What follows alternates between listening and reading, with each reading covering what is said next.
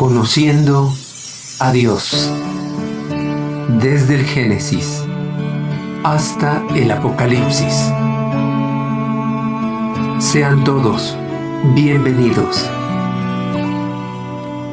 Cartas a la Iglesia, los ricos opresores y una fe muerta.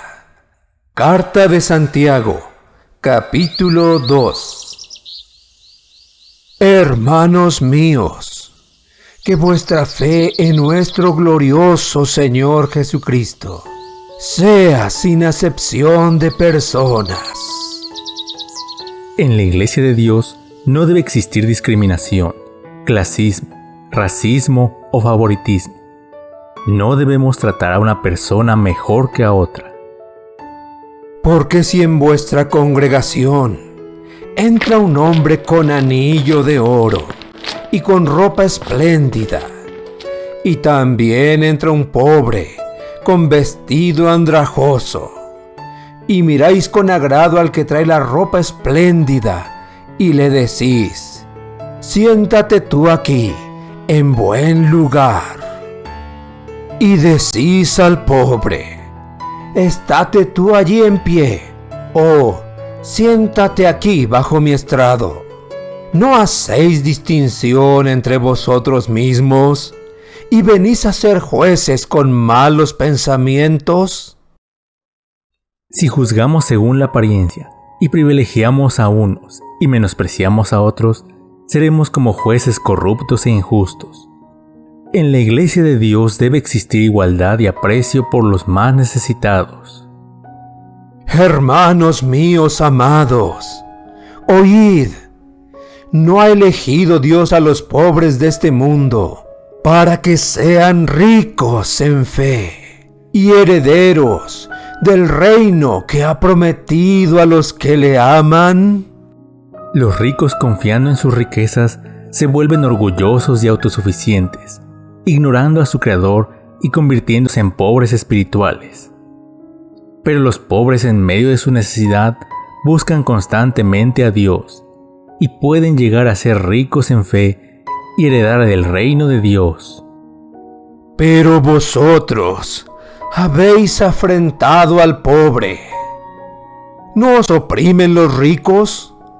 ¿Y no son ellos los mismos que os arrastran a los tribunales? En toda la historia siempre han existido ricos y pobres. Algunos han logrado sus riquezas con trabajo y esfuerzo, pero otros abusando de su poder y oprimiendo al pobre.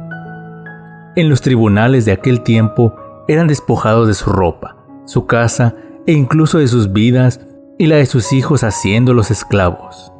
La explotación a los pobres y moderna esclavitud se llama subcontratación, outsourcing, para que no generen derechos ni antigüedad, pagándoles salarios miserables y obligándolos a trabajar más de 8 horas al día y en el día del Señor Jesucristo. ¿No blasfeman ellos el buen nombre que fue invocado sobre vosotros? Si en verdad cumplís la ley real, conforme a la Escritura, amarás a tu prójimo como a ti mismo, bien hacéis. Pero si hacéis acepción de personas, cometéis pecado y quedáis convictos por la ley como transgresores. Porque cualquiera que guardare toda la ley, pero ofendiere en un punto, se hace culpable de todos. Ninguno podrá salvarse por cumplir los mandamientos, porque la persona que cumple toda la ley, pero transgrede un solo punto, ya es culpable. Porque el mismo que dijo no matarás, también dijo no codiciarás y no mentirás. Así que el que peca de pensamiento o de palabra, ya es tan culpable como un asesino. Porque el que dijo no cometerás adulterio, también ha dicho no matarás. Ahora bien, si no cometes adulterio pero matas, ya te has hecho transgresor de la ley. Así hablad y así haced, como los que habéis de ser juzgados por la ley de la libertad. Porque juicio sin misericordia se hará con aquel que no hiciere misericordia, y la misericordia triunfa sobre el juicio. En el día del juicio final, los que no conocieron la ley y las palabras de Dios serán juzgados por sus obras buenas y malas, y la mayoría serán condenados. Los que conocieron la ley, pero no confiaron en la misericordia de Dios, serán juzgados y condenados por la misma ley. Pero los que confiaron en Jesús como su único y suficiente Salvador, e hicieron obras de amor en su nombre, se salvarán. Hermanos míos, ¿de qué aprovechará si alguno dice que tiene fe y no tiene obras? ¿Podrá la fe salvarle? Y si un hermano o una hermana están desnudos y tienen necesidad del mantenimiento de cada día, y alguno de vosotros les dice: id en paz, calentaos y saciaos, pero no les dais las cosas que son necesarias para el cuerpo, ¿de qué aprovecha? Así también la fe, si no tiene obras, es muerta en sí misma. Santiago nos exhorta a una fe viva y activa que actúa en consecuencia con lo que creemos. De otra manera, es solo una filosofía hueca o una fe muerta. Pero alguno dirá: tú tienes fe y yo tengo obras. Muéstrame tu fe sin tus obras, y yo te mostraré mi fe por mis obras. En el día final, Jesús mismo dirá: venid, benditos de mi Padre, heredad del reino preparado para vosotros desde la fundación del mundo. Porque tuve hambre y me disteis de comer, tuve sed y me disteis de beber, fui forastero y me recogisteis, estuve desnudo y me cubristeis, enfermo y me visitasteis, en la cárcel y vinisteis a mí. De cierto os digo que en cuanto lo hicisteis a uno de estos mis hermanos más pequeños, a mí lo hicisteis. ¿Tú crees que Dios es uno? Bien hacéis. También los demonios creen y tiemblan. Mas quieres saber, hombre vano, que la fe sin obras es muerta. Santiago no está llamando a la salvación por obras o el cumplimiento de la ley. Porque si alguien pudiera salvarse por estas cosas, Jesús no tendría que haber muerto por los pecadores. Su llamado es a vivir una vida consecuente con nuestra fe, llena de buenas obras para la gloria de Dios. ¿No fue justificado por las obras Abraham nuestro padre, cuando ofreció a su hijo Isaac sobre el altar? ¿No ves que la fe actuó juntamente con sus obras, y que la fe se perfeccionó por las obras? Abraham, el padre de la fe, le creyó a Dios y le obedeció cuando Dios lo probó. Abraham actuó con la fe de que Dios es poderoso para levantar aún a su hijo de entre los muertos, y por este hecho su fe se perfeccionó. Y se cumplió la escritura que dice: Abraham creyó a Dios, y le fue contado por justicia, y fue llamado amigo de Dios.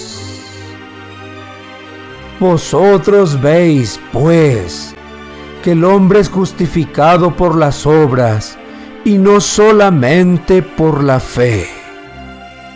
Asimismo también, Rahab, la ramera, no fue justificada por obras cuando recibió a los mensajeros y los envió por otro camino? Porque como el cuerpo sin espíritu está muerto, así también la fe sin obras está muerta. Un cuerpo sin espíritu no es más que un envase vacío que vuelve a la tierra de la que fue formado. De igual forma, una fe que no se manifiesta en buenas obras que glorifiquen a Dios es una fe muerta. Esta serie de cartas continuarán. Preguntas. Pregunta número 1.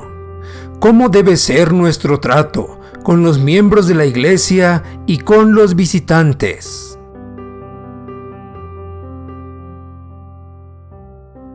En la iglesia no debe existir discriminación, clasismo o favoritismo. No debemos tratar a una persona mejor que a otra. Pregunta número 2. ¿Por qué dice Santiago que Dios ha elegido a los pobres de este mundo para que sean ricos en fe y herederos del reino?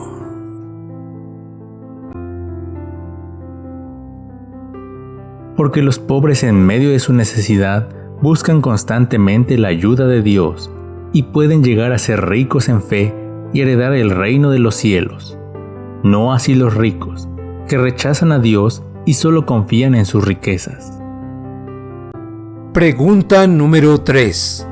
¿Por qué habla Santiago en contra de los ricos opresores?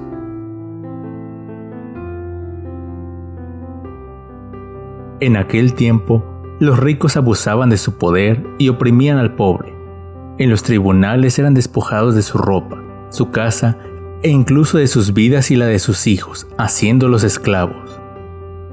Pregunta número 4. ¿Son mejores la mayoría de los ricos en nuestros tiempos? No, ellos tuercen las leyes y a los jueces para permitirse explotar a los pobres de forma legal, como con la subcontratación, outsourcing, para que los empleados no generen derechos ni antigüedad, pagándoles salarios miserables y obligándolos a trabajar más de 8 horas al día y en el día del Señor. Pregunta número 5. ¿Qué pasa con la persona que cumple toda la ley, pero la transgrede en un solo punto? Es culpable de transgredir la ley, porque el mismo que dijo no matarás, también dijo no codiciarás ni mentirás. Así que el que peca de pensamiento o de palabra ya es culpable. Pregunta número 6. ¿Qué pasará con las personas en el día del juicio final? Los que no conocieron la ley ni las palabras de Dios serán juzgados por sus obras de misericordia, comparadas con sus malas obras, y la mayoría serán condenados. Los que conocieron la ley, pero no confiaron en la misericordia de Dios, serán juzgados y condenados por la misma ley. Pero los que confiaron en Jesús como su único y suficiente Salvador, recibieron el perdón de sus pecados e hicieron obras de amor en su nombre, se salvarán. Pregunta número 7. ¿Por qué nos exhorta Santiago a manifestar nuestra fe por medio de obras? Para hacer visible nuestra fe, para glorificar a Dios, para hacer misericordia en un mundo necesitado. Jesús mismo dijo: Venid, benditos de mi Padre, heredad el reino preparado para vosotros desde la fundación del mundo. Porque tuve hambre y me disteis de comer, tuve sed y me disteis de beber, fui forastero y me recogisteis, estuve desnudo y me cubristeis, enfermo y me visitasteis, en la cárcel y viniste a mí. De cierto os digo que en cuanto lo hiciste a uno de estos mis hermanos más pequeños, a mí lo hicisteis. Pregunta número 8. ¿Por qué no es suficiente con creer que Dios es uno? Porque aún los demonios creen esto, y tiemblan por su castigo futuro. Pregunta número 9. ¿Cómo manifestó Abraham que tenía confianza absoluta en Dios? Obedeciéndolo, cuando Dios le pidió sacrificar a su hijo Isaac. Ver video número 20. Pregunta número 10. ¿A qué compara Santiago la fe que no se manifiesta en obras de misericordia que glorifiquen a Dios? Dice que es igual a un cuerpo sin espíritu, el cual está muerto.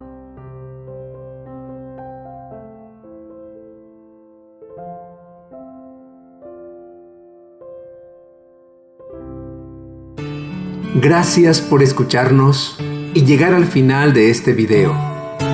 Si ha sido de ayuda para tu vida, compártelo con otros.